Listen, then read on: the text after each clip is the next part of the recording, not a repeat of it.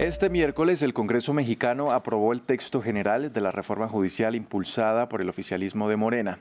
Un nuevo marco legal que implica la elección de jueces y magistrados a través del voto popular con el objetivo declarado de combatir la corrupción judicial. Sin embargo, varios jueces se han expresado en contra de este cambio. Para el análisis, contactamos a Cintia Gabriela Ramírez Fernández. Ella es magíster en Derecho Constitucional y Argumentación Jurídica y profesora del ITESO, el Instituto Tecnológico de Estudios Superiores de Occidente. Cintia, bienvenida a Directo América. Muchas gracias por tenerme en tu programa. Cintia, ¿de qué forma consideran que esta elección de jueces a través del voto popular puede combatir la corrupción?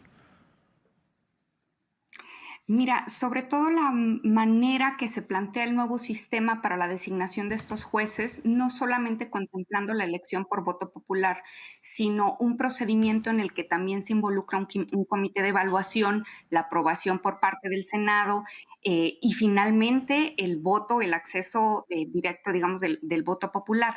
Sin embargo, en medios de comunicación, sobre todo, se han difundido algunas, digamos, malentendidos en el sentido de cómo van a ser electos estos jueces y por otra parte también se ha minimizado algunas otras de los beneficios que podría traer las nuevas medidas incorporadas en esta iniciativa de reforma. Me parece que sí es muy relevante destacar cómo estas nuevas medidas atienden diferentes situaciones muy graves de falta de independencia judicial que padece el Poder Judicial actualmente. Tenemos casos de nepotismo muy graves, cerca, por ejemplo, para darte un ejemplo, una familia que tiene 80 miembros trabajando como funcionarios judiciales y se estima que por lo menos el 40% de los integrantes del Poder Judicial en el cargo de jueces y magistrados tienen familiares trabajando dentro de la estructura del Poder Judicial. Esta es una de las cuestiones, pero también se han dado casos escandalosos de falta de independencia judicial en el sentido de que hay, por ejemplo, ministros de la propia Suprema Corte que han favorecido a través de interpretaciones bastante cuestionadas en términos técnicos constitucionales a ciertos, digamos, grupos económicos de poder, incluidas corporaciones internacionales que tienen que ver con, por ejemplo, temas de eléctricos, ¿no? De invalidación de leyes completamente. Tuvimos el caso más reciente en el que un ministro de la Corte dirige una sesión en donde con solo 2 votos de todos los ministros echan para atrás la reforma eléctrica, ¿no? Que es un tema especialmente sensible para todos los países. Entonces, sí es importante destacar otros aspectos de la reforma que también son benéficos y no únicamente el tema de la elección por voto popular. Cintia, aparte de estos problemas que usted plantea y de los beneficios también que podría traer la reforma judicial, hay muchas críticas por parte de miembros del Poder Judicial precisamente que señalan que esta reforma terminaría de alguna manera con la carrera judicial o la profesionalización de este oficio. ¿Qué opina usted? Yo creo que es errado y creo que es consecuencia de una mala lectura de la reforma. Como te comentaba hace un momento, no es que cualquier persona va a poder anotarse a una elección y quien tenga más popularidad será electo, sino es todo un proceso complejo que implica ciertos pasos. Para poder ser candidato se tiene que pasar por unos filtros que garantizan que quienes van a estar en la boleta efectivamente tienen las cualificaciones que se requiere para el puesto. Sí se tiene contemplado que esos requisitos protejan, digamos, las capacidades que se requieren en un juez, en un magistrado para poder desempeñar su cargo.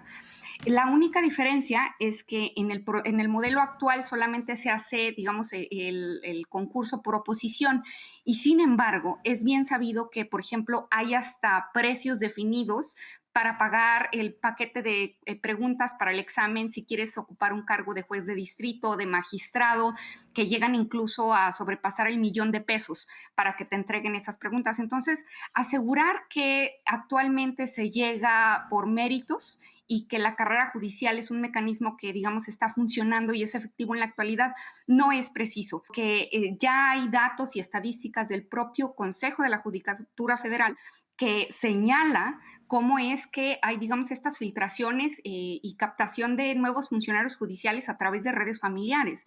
Es decir, se estima que solo 1 de cada 5 jueces han sido designados a través de los méritos y no por otras cuestiones que tienen que ver con influyentismo y corrupción. Cintia, ¿hay riesgo de que se juzgue de forma electoralista y se apliquen penas más duras para complacer al electorado? Yo creo que va a ser muy importante y es uno de los retos que se tienen que vigilar, ¿no? Un mecanismo que se tiene que vigilar es que a través del nuevo Tribunal de Disciplina Judicial se tengan los mecanismos concretos de monitoreo para que precisamente eso no suceda. Hay muchos argumentos en el sentido de que se va a debilitar la independencia judicial, que la reforma es un atentado y destruye la independencia judicial, y lo cierto es que no es así. En realidad, este nuevo tribunal tendrá no solamente la función de castigar, no es un mecanismo punitivo que persiga jueces, sino por el contrario, vigilar que no se excedan en sus funciones y que emitan sentencias justas. Por ejemplo, en el ordenamiento jurídico español se tiene en la disposición que se considera prevaricación aquel juez que que emite una sentencia injusta. En México se utiliza un fraseo diferente y se dice aquellos jueces que dicten una sentencia contraria a la legalidad, al texto de la ley. Entonces, cada país tiene modelos distintos y es muy importante considerar que toda esta discusión en torno a la independencia judicial y la elección de jueces por voto popular nos lleva a cuestiones de debates teóricos que en realidad son muy complejos y que en la discusión en medios de comunicación se ha simplificado bastante.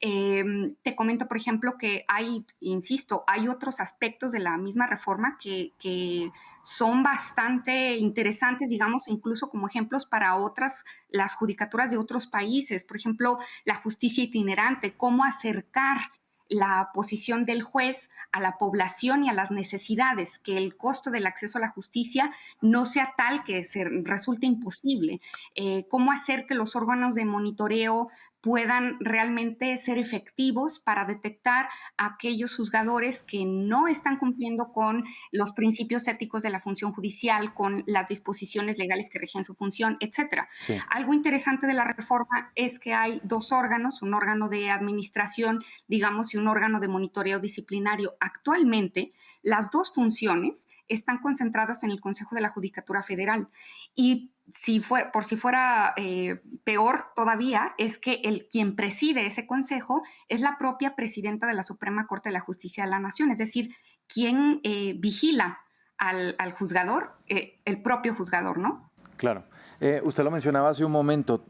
Varios países manejan distintos modelos. Por ejemplo, en varios estados de Estados Unidos los jueces son elegidos por voto popular, pero Estados Unidos ha planteado preocupaciones sobre esta reforma judicial en México. ¿Qué es exactamente lo que le preocupa? Muy brevemente, por favor. Sí, mira, aquí hay que entender que son cuestiones de política internacional y de diplomacia y que sobre todo para los países de América Latina es muy importante mantener siempre presente que en la década de los 90 se hicieron reformas judiciales a nivel internacional, digamos, en el continental, precisamente como un paquete de reformas uniformes.